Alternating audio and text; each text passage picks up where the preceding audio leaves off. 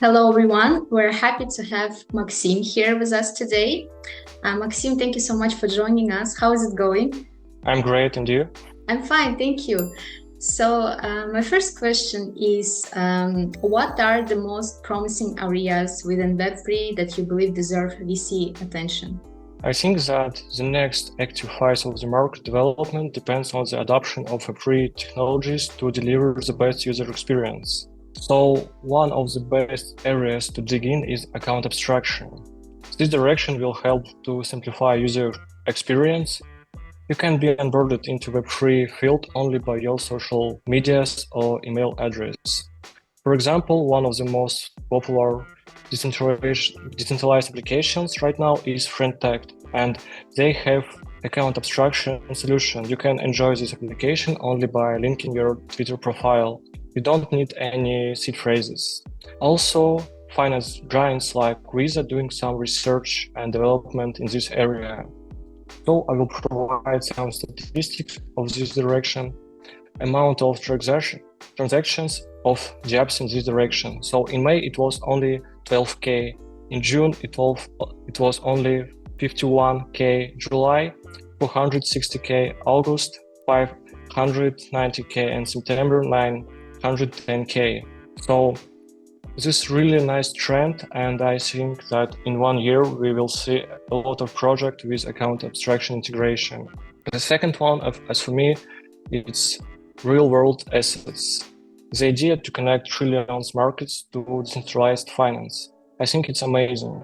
Right now we have good conditions to see big gains in this area because the interest of institutional companies is really high. So I will provide also some statistics. The capitalization of tokenized American bonds at the beginning of this year was only $100 million. Now it's like $600 million. And real world assets means that you can tokenize any assets like real estate, like, for example, any stocks markets, and you can easily tokenize your profit in the future. So that's it. Okay, and can you explain the due diligence process for Web3 startups seeking VC funding? Sure. Founders and ideas are the most valuable things in the startup. Due diligence depends on the stage of funding. For the pre-seed and seed stage, you don't have big amounts of information to do good due diligence. You can rely only on the background of core team and sustainability of the main idea. In the industry, we have around maybe 30 the most influenced VCs that can easily lead any rounds of investment. So for the most other VCs, it's a good strategy to dig in only after a huge VC is included in the roster of investors. In the late stage, it's some different. So you have traction of the product, you can research some product trends, you can see the marketing flow, and one of the most interesting criteria on my side is the Web3 project community. So you can easily conduct serial interviews with users. In my opinion, one of the most valuable criteria in Web3 startups is the network effect. The ability of the project to attract huge numbers of users and to become a monopolist in its market direction. One of the best examples of network effect was Ethereum. Despite the large numbers of Layer 2 solutions and other networks, Ethereum continues to take the lead. Yeah, that makes sense. And in your opinion, how does VC funding differ from other forms of fundraising in the Web3 space? I have big background in fundraising, so as for me, Web3 field is a good place for fundraising experiments. You can raise by initial decentralized offering, or you can just sell NFT. Also, you can attract some help from exchanges, and you can do an initial exchange offering. The main difference between these examples of raising and VC raising is quality and quantity of smart money in your investors and backers. Most VCs can help your project to scale and to solve any problems of development. These days, VC funding is pretty hard. It can continue for the 3 or 6 and more months for each round of investments. For IDOs, and other forms of public fundraising, it takes only some days, 1, 2, or 3. So it's the main difference. You can easily attract money from public audience, but it's hard to take money from smart money. And what is your criteria for evaluating a Web3 project's potential for investment?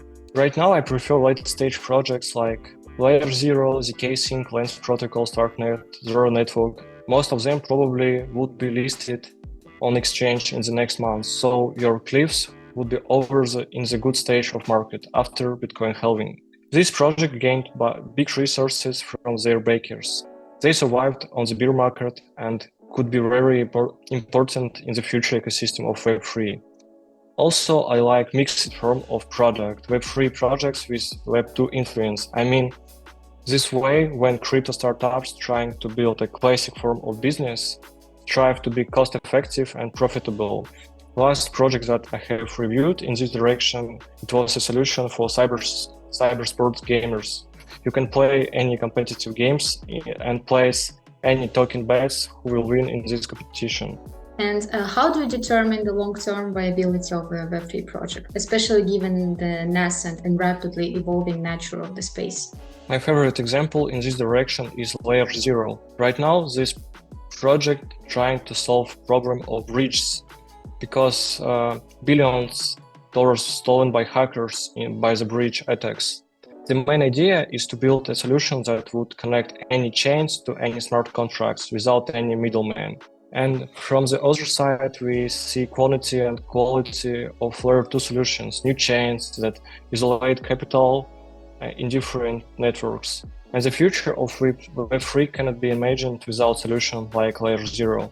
I need to add that new forms of big dApps that can contain any liquidity from any different chains is also the next stage of Web3 that possible only by solutions like Layer 0. If the project includes such important decisions for the future of industry, I think it could be long-term.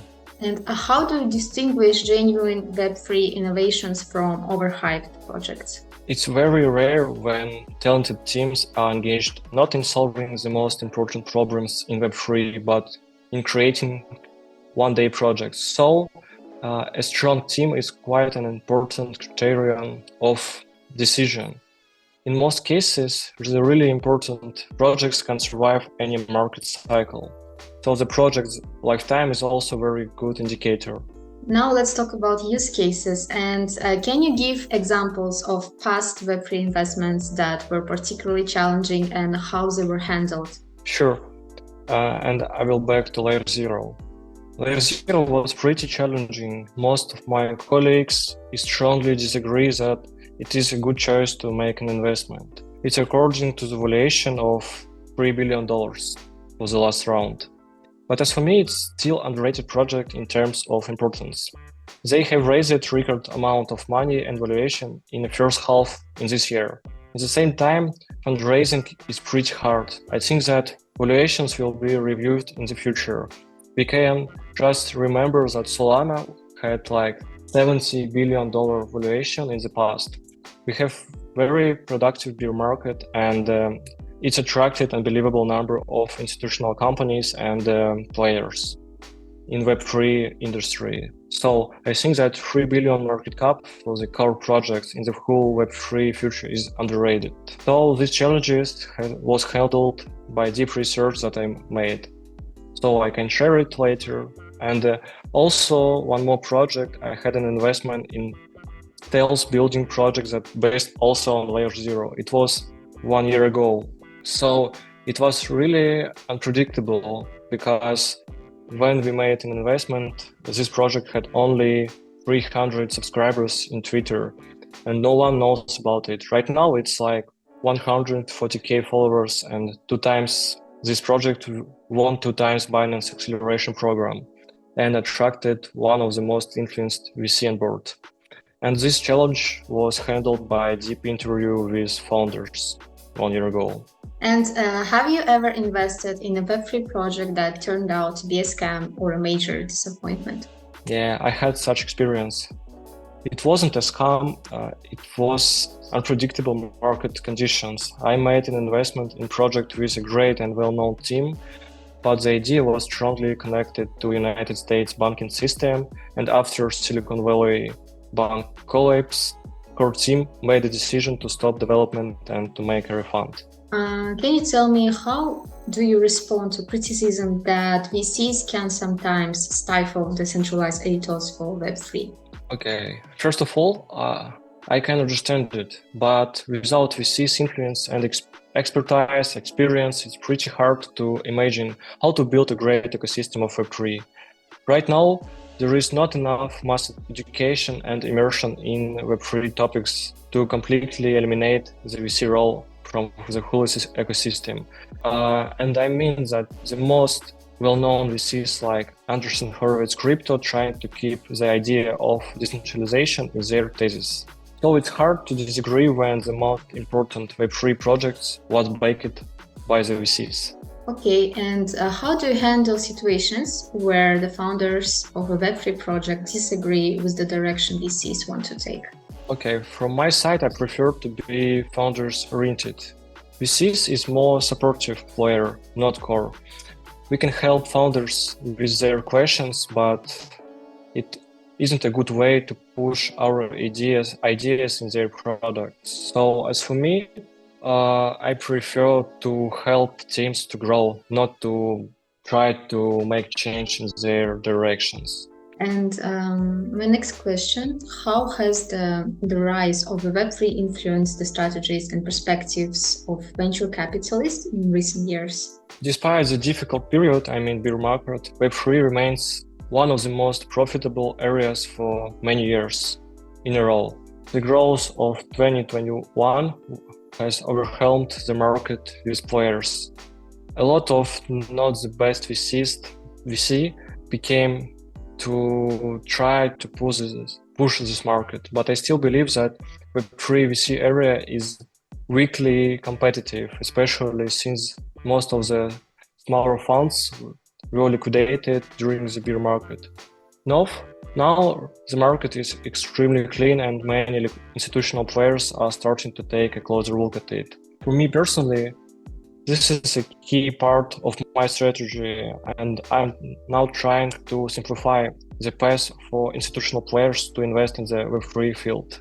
Okay, Maxim, I have a last question for you. How do you envision the future of VC funding in the Web3 space? Thank you. I think over the next few years, we will see a merger of Web2 and Web3 investment experience, because Web3 field opens up a lot of innovation in this area. Also, I think that the competitive environment will be increased a lot. Already I know and I see people from different fields who recently were far from Web3 and now they are moving to full-time jobs into Web3, despite not the most active bear market right now. That's it. All right. Thank you, Maxim, for these great answers, and hope you guys also enjoyed our discussion. And if you got further questions or just want to connect with Maxim, you'll find his contact information right in the video description. Thank you. Thank you so much. See ya.